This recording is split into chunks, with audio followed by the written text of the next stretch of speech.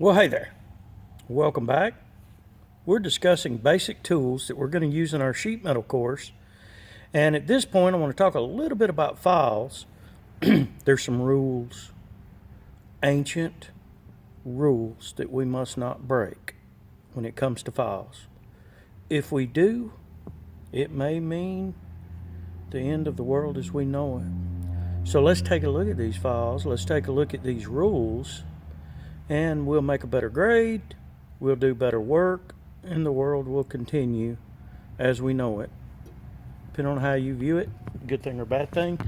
So first of all, let's get our common file. We typically use files quite a bit in this business because it's an easy way to make accurate and controlled changes to our metal. Often we'll use snips to do what I'd consider rough cuts, and we snip or we shear the metal slightly long.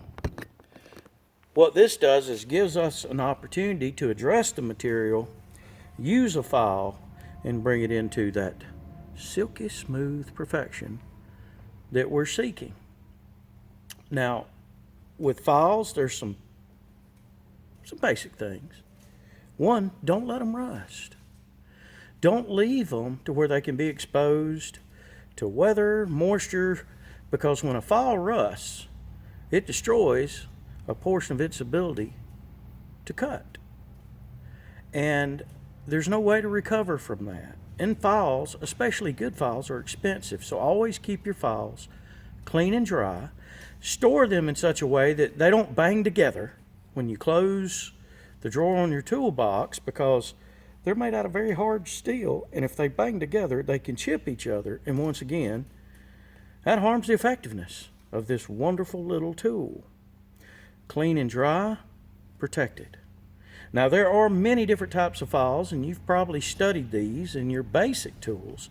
I'm not going to dive so deep into how many different types there are and this one compared to that one. What we're going to look at is simply how to use the thing. Now, I'm going to try to focus and turn all this stuff so that you might get a better view. My production assistant is non-existent, so I am worrying with technology. But we have a piece of metal here, and we have an edge that might be slightly long, or not quite even, or maybe a little rough. So a file is a wonderful tool to use to bring it into that silky smooth. I screwed up, right? I'm about to conduct an operation without my safety squints. Safety glasses on. By the way, these have little tiny magnifiers in them for the folks out there that might not have the greatest eyesight anymore, just like me, your friendly neighborhood A&P instructor. So I'm going to put my safety glasses on, aided by these bifocals. I'm going to take this file and simply smooth my edge. Now, if you notice, the file is at an angle, and as I go down, I'm pushing the file right to left. I'm right-handed, as well as pushing it down the material at the same time. Smooth and even strokes.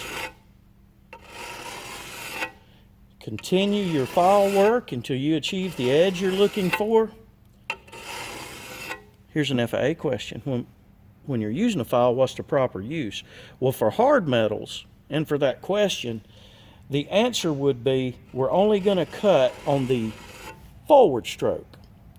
On hard metals especially, you don't want to put pressure and bring them back. That's called drawing the file, and that could damage the cutting edges.